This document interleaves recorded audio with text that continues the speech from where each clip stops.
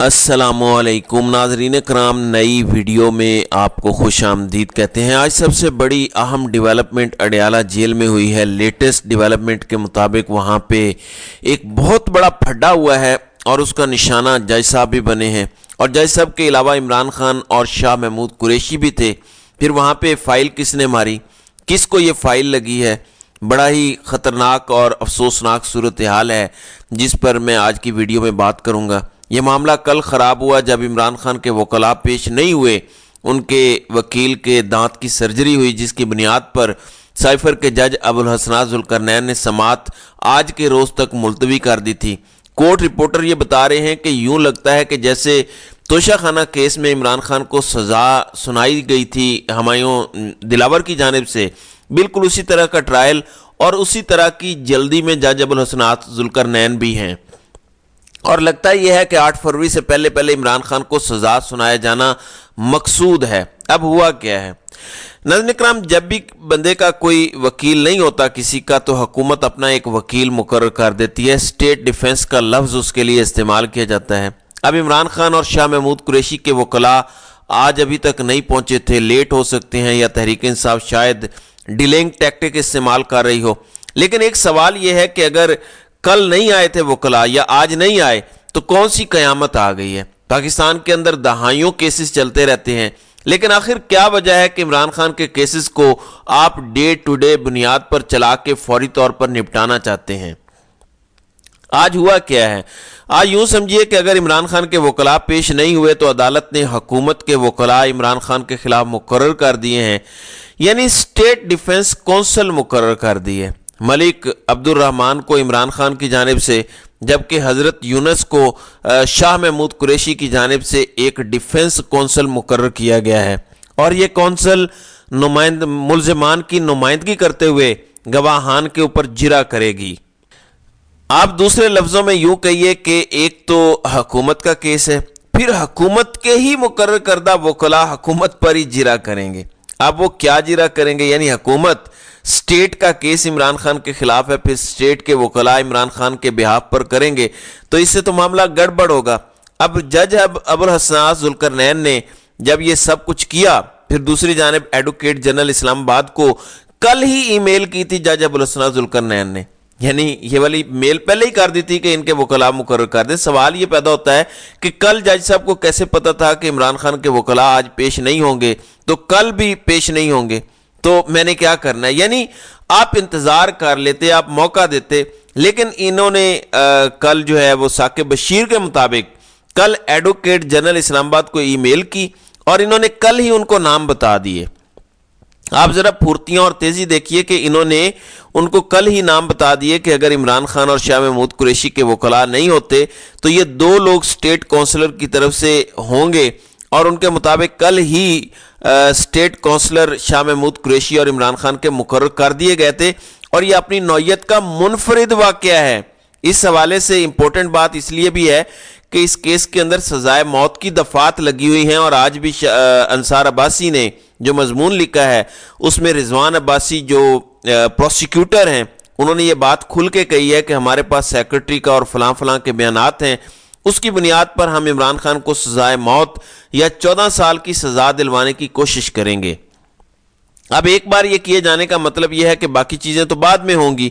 अब इस हवाले से कहा यह जा रहा है, साकिब बशीर जो कोर्ट रिपोर्टर हैं वहाँ से बता रहे हैं कि हैरान कुन बात है, अदालत भी तेज़ी से लग रही है। जुमेरात के रोज़ जो गैर हाजिरी वकला की लगाई गई उसका मैं ऐनी शाहिद हूँ। इमरान खान के वकला 12 बजे हाई कोर्ट से फ्री होकर जेल अदालत पहुंच गए थे। आगे से पता चला कि जज केस मुलतवी करके जा चुके हैं, फिर वही वकला 12 से 2 बजे तक जेल अदालत में रहे। तो देखा जाए तो मेरिट पर 3:30 बजे तक अदालत का वक्त होता है। अगर अदालत ने इतना बड़ा आर्डर करना हो तो फिर अपने टाइम को भी मद्देनजर रखना चाहिए। यानी साकिब बशीर के मुताबिक जिसको कल कहा जा रहा है कि इमरान खान के वकला नहीं आए थे, इसका मतलब है कि इसमें तहरीक इंसाफ की कोई गलती नहीं है और उनके मुताबिक वो 12 बजे हाई कोर्ट से फ्री होकर सीधे जज अबुल हसनात जुल्करनैन की अदालत में पहुंच गए थे, लेकिन जज साहब खुद फरार हो चुके थे और जा चुके थे 12 बजे ही। حالانکہ 3:30 بجے تک عدالت کا وقت ہوتا ہے اور انہوں نے کل ہی ای میل کر دی اور حکومت نے ان کو کل ہی بتا دیا. جب یہ سارا کچھ ہوا تو اس کے بعد اب رائٹ ناؤ جو خبر آئی ہے، عامر سعید عباسی نے وہاں پہ یہ بتایا کہ راولپنڈی کی اڈیالہ جیل میں سائفر کیس میں ہنگامہ آرائی ہوئی ہے، اور اس ہنگامہ آرائی کے حوالے سے انہوں نے یہ بتایا کہ شاہ محمود قریشی نے سرکاری وکیل سے فائل چھینی اور فائل چھین کر دیوار پر دے ماری، اور اس دوران فائل جج کو لگتے لگتے بچی، جس کا مطلب یہ ہے کہ جج ابو الاسناد ذوالقرنین بال بچے ہیں. ورنہ وہ جو پچھلے دنوں ہم نے دیکھا کہ کسی جج نے امریکہ کے اندر سزا سنائی اور سزا سنانے کے بعد وہ جج اس خاتون جج کے اوپر جو ہے وہ لپک پڑا. بہرحال ایسا ہونا نہیں چاہیے، چیزیں ایز پر لا چلنی چاہیے، چیزیں ایسی ہونی چاہیے کہ فیئر ٹرائل ہو اور لوگوں کو پتہ چلے کہ انصاف کے تمام تر تقاضے پورے ہو رہے ہیں. اب یہ فائل چھین کے شاہ محمود قریشی نے دیوار پر ماری اور جج صاحب تو بچ گئے. تو اس دوران یہ بتایا گیا کہ عمران خان کی بھی جج ابو الاسناد ذوالقرنین سے تلخ کلامی ہوئی ہے، اور عمران خان بھی اس سارے معاملے کے اندر کودے ہیں، اور جج اس دوران وارننگز دیتے دکھائی دے رہے تھے. عمران خان سے جب بدمزگی ہوئی تو اس کا مطلب یہ ہے کہ وہ کیوں یہ سب کر رہے ہیں. سوال تو یہ پیدا ہوتا ہے کہ آخر یہ جو آپ نے ملک عبد الرحمان اور حضرت یونس کو مقرر کیا ہے، اس کی وجہ یہ ہے کہ جج صاحب بڑی جلدی کے اندر یہ پورے کا پورا اہتمام کر رہے ہیں کہ عمران خان ہوں نہ ہوں، ان کے وکلاء ہوں نہ ہوں، ہم فوری طور پہ عمران خان کو سزا سنا دیں. دیکھیں جب ایک بار سزا سنا دی جاتی ہے تو ظاہر ہے اس کے اکارڈنگلی چیزیں آگے چلتی ہیں. جج عامر فاروق نواز شریف کا کیس ہو تو میرٹس پر نہیں جاتے، وہ 1 منٹ سے پہلے سارے فیصلے کرتے ہیں. لیکن یہاں پہ اگر سزا معطل ہونی ہو تو وہ کہتے ہیں نہیں، اور پہلے نوٹس جاری کر دیتے ہیں، اور وہ ایون میرٹس کو ڈسکس کرتے ہیں، جس طرح سائفر والی ضمانت کے اندر انہوں نے ڈسکس کیا، جو کہ کیس میں نہیں ڈسکس کرتے. تو ایون جسٹس طارق مسعود جو سپریم کورٹ کے جج ہیں، انہوں نے جسٹس عامر فاروق کے اس معاملے پر آبزرویشن دی تھی کہ ماشاءاللہ ہائی کورٹ نے جو فیصلہ دیا اس کے بعد تو پھانسی کا پھندا دینا باقی رہ گیا ہے. تو ہائی کورٹ نے تو یہ سارا کام کر دیا تھا. تو یہ بہت اس وقت خطرناک قسم کی صورتحال وہاں پر ڈیولپ ہوئی ہے. اب یہ بدمزگی کیوں ہوئی ہے، یا قریشی صاحب نے فائل اٹھا کے کیوں ماری ہے، یا عمران خان غصے میں کیوں دکھائی دے رہے ہیں؟